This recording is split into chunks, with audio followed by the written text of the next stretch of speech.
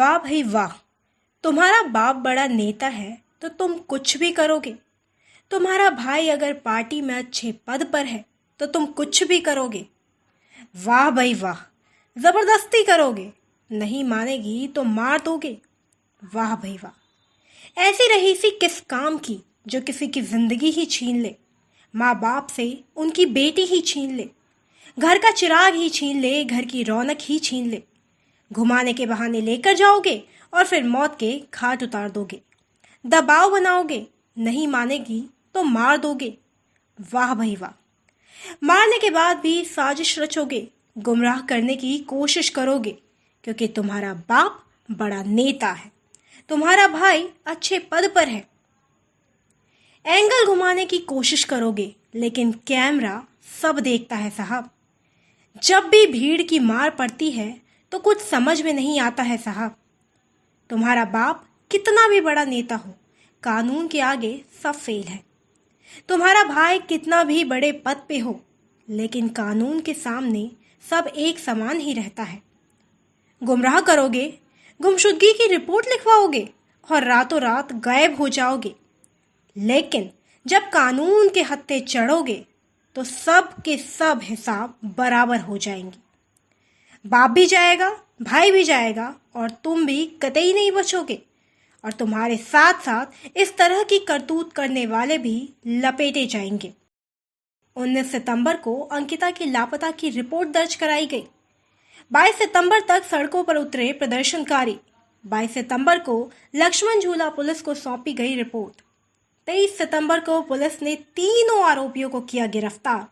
23 सितंबर को आरोपियों को कोर्ट में किया गया पेश। 30 सितंबर की देर रात रिजॉर्ट को जेसीबी से तोड़ दिया गया। 24 सितंबर को अंकिता भंडारी का शव किया गया बरामद।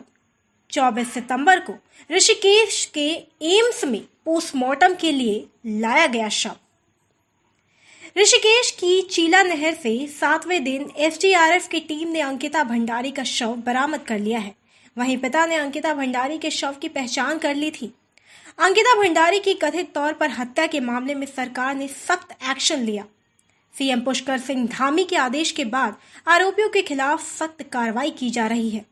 सीएम के आदेश के बाद जिला प्रशासन ने अंकिता हत्याकांड के एक आरोपी पुलकित आर्य के अवैध रिजॉर्ट पर बुलडोजर चला दिया। इस मामले को लेकर उत्तराखंड के सीएम धामी काफी सक्रिय हैं। उनके ट्विटर हैंडल से लगातार ट्वीट किए जा रहे हैं। इससे पहले सीएम ने बताया कि आज प्रातःकाल बेटी अंकिता का पार्थिव शव बरामद कर लिया। इस हृदय विदारक घटना से मन अत्यंत व्यथित है। दोषियों को कड़ी से कड़ी सजा दिलाने हेतु पुलिस उप महानिरीक्षक पी रेणुका देवी जी के नेतृत्व में एसआईटी का गठन कर इस गंभीर मामले की गहराई से जांच भी करने का आदेश दे दिए हैं। सीएम ने आगे बताया कि आरोपियों के गैर कानूनी रूप से बने रिजॉर्ट पर बुलडोजर द्वारा कार्रवाई भी कल देर रात की गई है।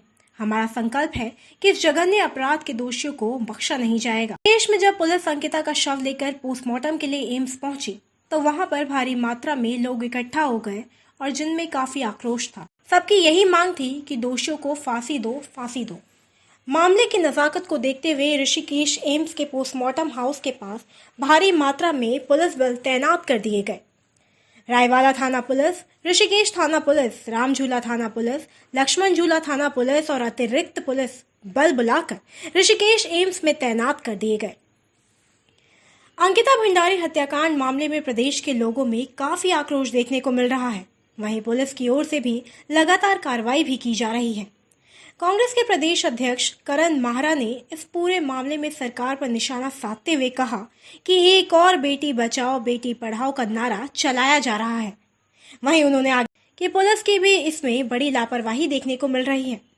हालांकि भले ही पुलिस ने तीनों आरोपियों को गिरफ्तार कर लिया है, फिर भी आज पूरा प्रदेश अंकिता भंडारी सहित कई बेटियों के साथ हो रहे इस तरीके के जघन्य अपराध को लेकर आंदोलनरत है। मैं ये देख रहा हूँ कि कुछ दिन से इस तरह की घटनाएं काफ़ी बढ़ रही हैं और देवभूमि कहा जाता है उत्तराखंड को, वो यहाँ की संस्कृति के कारण कहा जाता है, यहाँ के भाईचारे के कारण कहा जाता है। किसी को हम जब देखते हैं, किसी को जब हम जानते हैं, या हम रिश्तों नातों को निभाने वाले लोग हैं। हमने हमेशा किसी बेटी को बेटी की तरह देखा, किसी को बहन की तरह देखा, किसी को माँ की तरह देखा। अगर वहाँ पर इस तरह की घटनाएं हों तो अत्यंत दुखद है।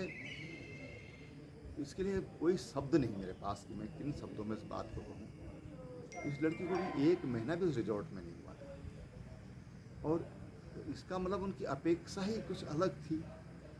और जब उनकी अपेक्षा ही और उनकी नीयत ही गलत थी, तो ऐसे अपराधियों को तो एकदम कठोरतम सजा, और मैं कहना चाहूँगा कि एक फास्ट ट्रैक के माध्यम से इन पर कार्रवाई होनी चाहिए, ताकि इनको जल्दी से जल्दी वहाँ पहुँचाया जा सके जहाँ इनकी जगह होनी चाहिए। और सारे के सारे थे, सबको सर्विलांस में डालने के लिए एक एप्लीकेशन हमारे तरफ दिखाने को भेजी गई थी। उनके कॉल डिटेल्स निकालने के लिए भी एसओजी के माध्यम से हमारी बात भी हो गई थी, पुलिस के माध्यम से बात शुरू हो गई थी।